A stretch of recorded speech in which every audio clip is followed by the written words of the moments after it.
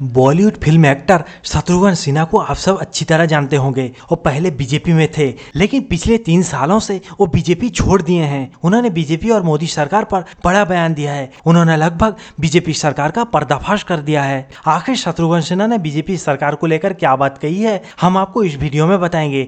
तो आपका ज्यादा समय ना लेते हुए शुरू करते हैं आज का वीडियो।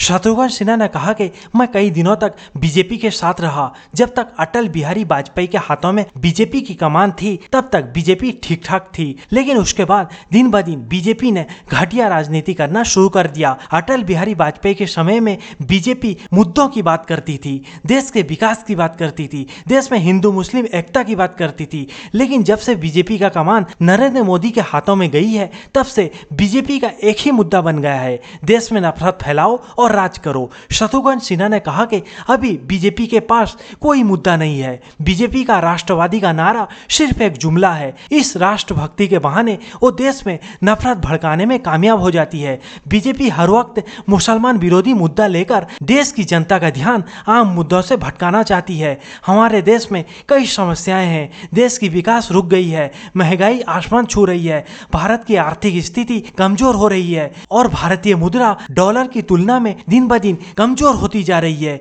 देश में किसान परेशान है, वो अपने उपज को कम कीमत में बेचने पर मजबूर है। शत्रुघ्न सिन्हा ने कहा कि भारत में आज किसान आत्महत्या कर रहा है, इसके लिए कौन जिम्मेदार है? ये सब के लिए सिर्फ और सिर्फ बीजेपी सरकार जिम्मेदार है। बीजेपी सरकार कभी भी किसान और मजदूरों के बारे में कुछ सोचती ही नहीं। आप अगर मोदी जी और योगी जी के भाषण देखेंगे तो उसमें सिर्फ हिंदू मुस्लिम, मंदिर मस्जिद, हिंदुस्तान पाकिस्तान, शमशान कब्रिस्तान जैसे विभाजनकारी मुद्दे ही पाएंगे। ये लोग सिर्फ देश में मुस्लिम विरोधी माहौल बनाकर देश में राज करना चाहते हैं। शत्रुघ्न सिन्हा ने कहा कि ये सब देखकर मैंने बीजेपी पार्टी छोड़ दिया, क्योंकि ऐसी पार्टी में रहकर मन को शांति नहीं मिलता।